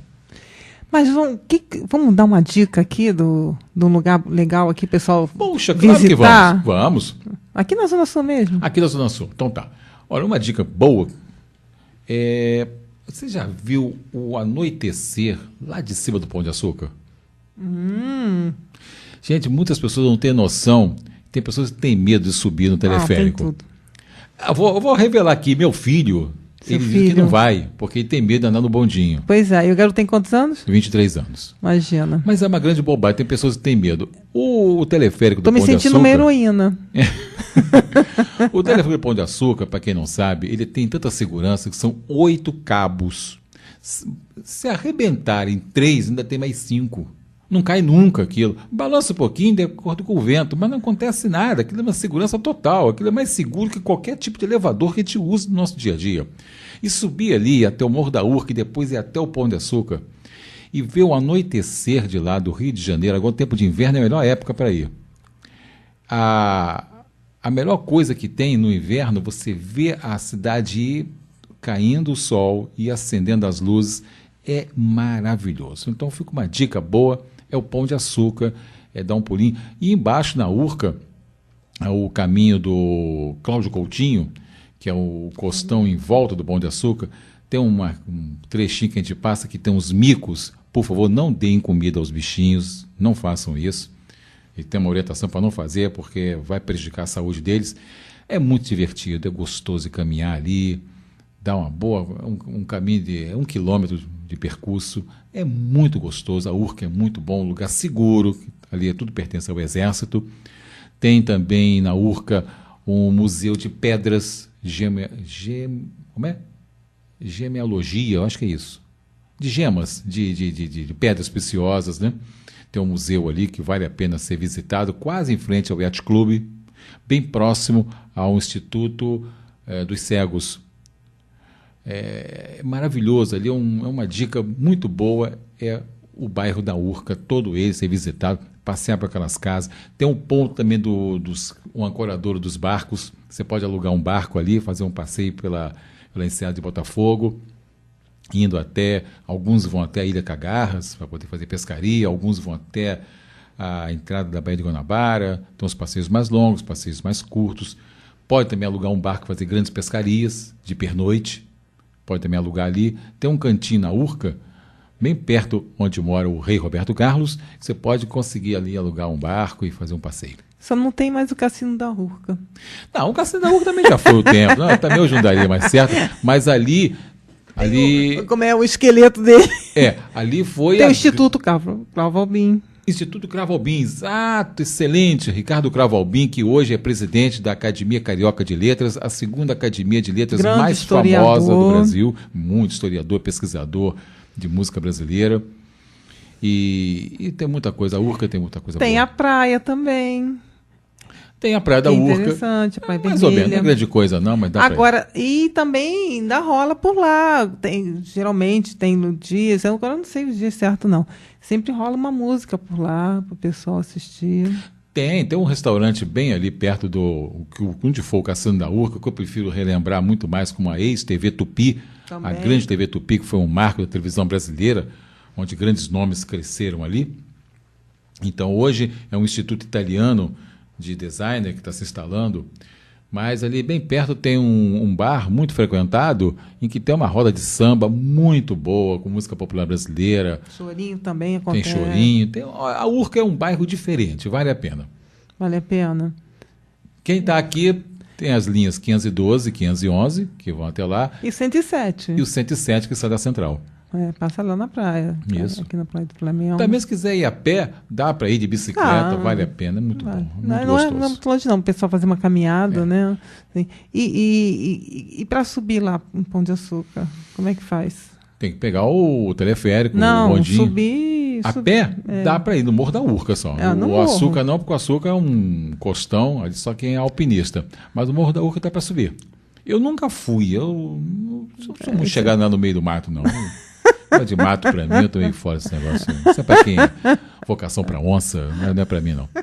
Não, você acha que tá com medo da onça te pegar. Não, ali não tem onça, não, mas enfim, para quem gosta da boa caminhada, sabe o que acontece? Que tem muita... Vai com um tênis, tu volta com ele todo destruído.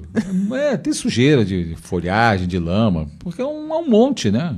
Aí, vou sujar meu tênis? Que nada. Mas tem gente que quer sujar o tênis, Sim, quer opa. subir, gosta. Vai lá. Tem essa oportunidade também, né? Eu tive uma outra pessoa na minha vida, no segundo casamento, que ela gostava de fazer isso, eu tava fora. Eu e minhas louras, que coisa incrível. Aí eu digo assim, tá vendo? Mulher adora, homem é muito preguiçoso, Deus. Mas é preguiça demais. Ele Eu sou muito disso, eu ando muito, eu sou um andarilho, né? Tá. Mas não de fazer certas trilhas, coisa que dificuldade para mim não tem. Acampar, mas nem que a vaca tussa. Tá louco, eu adoro uma boa suíte de hotel. Quero Pois conforto. Os campos hoje tem aqueles, né? Que vem, o pessoal agora já não tá nem mais com barraca, né? Já vem os trailers. Pois é, aí eu fico vendo assim, imagina só, pega uma barraca, aí tem assim, banheiro químico para não sei o quê, tem um lugar para fazer comida. Gente, para que a trabalheira toda? Aí leva aquela tralha toda. Para quê? Então vai logo para um hotel. Agora, se vai fazer uma coisa mais extremada, que é com dificuldade mesmo, de fazer suas coisinhas lá no mato, eu não vou fazer nada. Ser picado por inseto, mosquito miserável em cima de noite. Tem cada gosto estranho, que nada. Eu sou civilização. Eu não quero saber de dificuldade comigo, não. Eu também concordo. Se eu vou para passear, eu quero ter mordomia. É verdade? Não é? Aventuras é para outras coisas. Alguém cria lá um avião de última geração, um troço fantástico, é para usar. Eu vou pegar um carro aqui, na dificuldade de ficar dirigindo trocentos milhões de quilômetros. Não, que nada. Eu pego o avião, vou lá no lugar e volto. Mais interessante. Poxa, que... Mas aí, quer dizer que hoje você está falando da Urca. Da Urca, tem outros lugares também muito agradáveis para ir. O Yacht Clube, né? Porque... O Yacht Clube é meio complicado de entrar, porque é um clube fechado, né? Mas nada impede de vez em quando, ter uns eventos que estão desenvolvendo lá, o novo Comodoro. Também tem escola de guerra, que tem um auditório lindo para evento. É verdade. Maravilhoso. Tem uma época... sempre tem uns eventos dentro do Exército que é aberto à visitação. Você chega lá, entra no site do museu e da Escola Superior de Guerra, inclusive, é um lugar muito interessante para você conhecer. Que de guerra não tem nada. A pessoa pensa, coisa de militar. Não é isso não. A Escola Superior de Guerra é um centro de estudos estratégicos que discutem economia, discutem sociedade, discutem inclusive sobre guerra, mas de um ponto de vista não é da guerra de pegar arma e dar tiro, não. São conflitos sociais, até antropológicos. A Escola Superior de Guerra é um centro muito bonito de ser estudado e ser conhecido. Para quem está fazendo direito, para quem está fazendo ciências sociais em geral, deve procurar e fazer até o curso da ESG, eu recomendo. Não é nada tão baratinho, mas nada tão absurdo assim não. Procura ver que vale a pena. Mas é aberta a visitação com eventos que lá acontecem, com feiras, congressos. Podem ir, vale a pena. O Exército, hoje em dia, as Forças Armadas em geral do Brasil, estão muito mais abertas à cultura do que qualquer coisa de guerra, porque nós não somos um país beligerante. Então, hoje, a Marinha e o Exército possuem centros culturais maravilhosos para serem visitados e serem conhecidos. Aqui no Rio de Janeiro tem vários fortes que você pode... Tem fortificações ótimas. Niterói, saindo aqui da zona sul do Rio, saindo da cidade do Rio de Janeiro em si, Niterói tem lugares tão lindos. O Visconde do Rio Branco, que é uma fortificação que fica antes de chegar um pouquinho de Jurujuba, eu nunca vi nada mais lindo de se visitar, porque você consegue ver todo o Rio de Janeiro lá de cima. É uma vista maravilhosa. Chega, tem uma van, um micro-ônibus que leva, porque é impossível subir de carro, porque é uma estrada muito fechada com curvas, somente o próprio militar que está ali, que tem as vans, é que consegue subir, que estão acostumados àquilo. Aí você chega naquela fortificação, foi construída em 1729, se eu não está me sendo, deixa eu ver, acho que é 29, por aí assim. Enfim, é um lugar muito bonito de ser conhecido. Forte Visconde do Rio Branco. E mais à frente, a Fortaleza de Santa Cruz, você pode visitar também, que tem onde tiveram as masmorras, e lá tem os canhões. E tem um fato curioso, Sônia, deixa eu te contar um lance aqui, engraçado. Entre Niterói e a Urca, a entrada da boca da Baía de Guanabara, debaixo d'água, tem uma imensa corrente. Os portugueses, eles resolveram fazer o seguinte, tiveram uma ideia de colocar uma corrente submersa que caso as caravelas francesas ou de qualquer caravela que viesse de fora tentasse invadir o Rio de Janeiro, eles puxariam aquela corrente e as embarcações bateriam naquilo e iriam a pique ali mesmo. Nunca foi usado, mas lá está a corrente submersa e era uma maneira... Ainda bem, né, que ninguém tentou fazer gracinha com a gente, né? Pois é. E está lá, e houve uma tentativa uma vez com os franceses, mas não chegou a ser usado, mas foi uma ideia curiosa.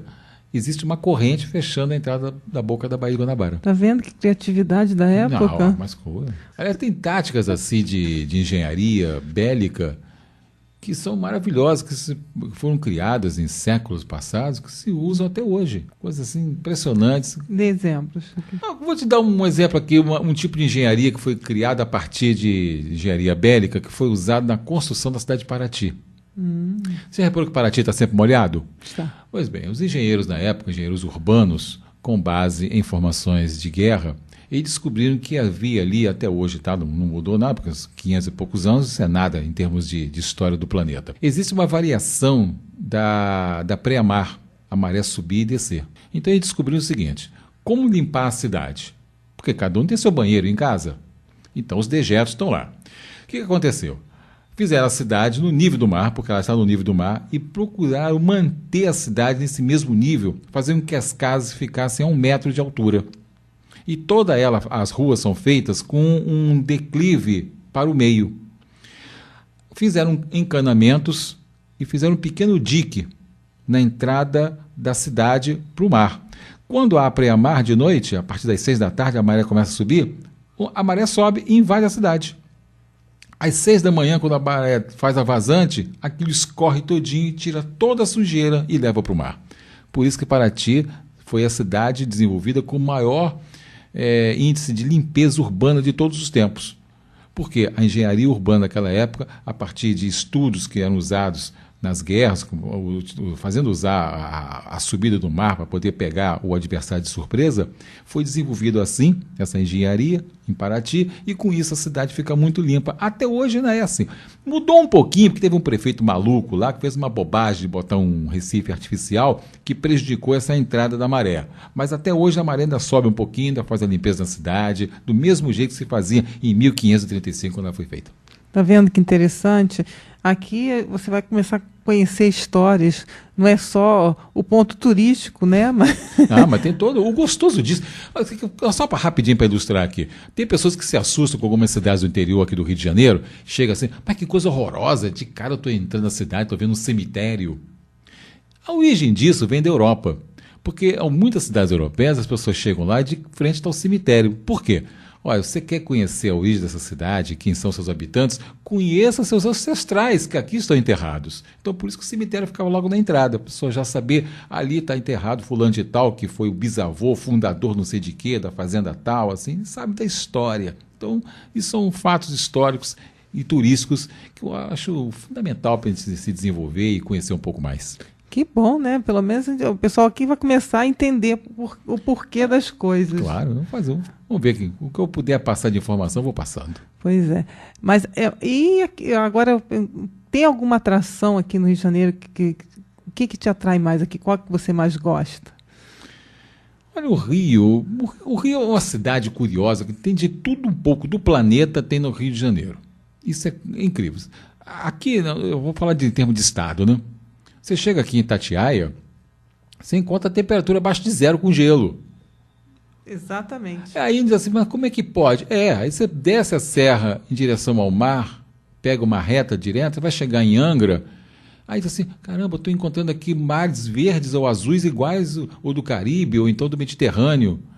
Aqui, a distância de 200 quilômetros, nem isso, 100 e poucos quilômetros. Ou seja, a gente tem distâncias curtas com variações de espaços para turismo, de paisagens, que em outros países do mundo nem possui. Aqui a gente encontra de tudo um pouco.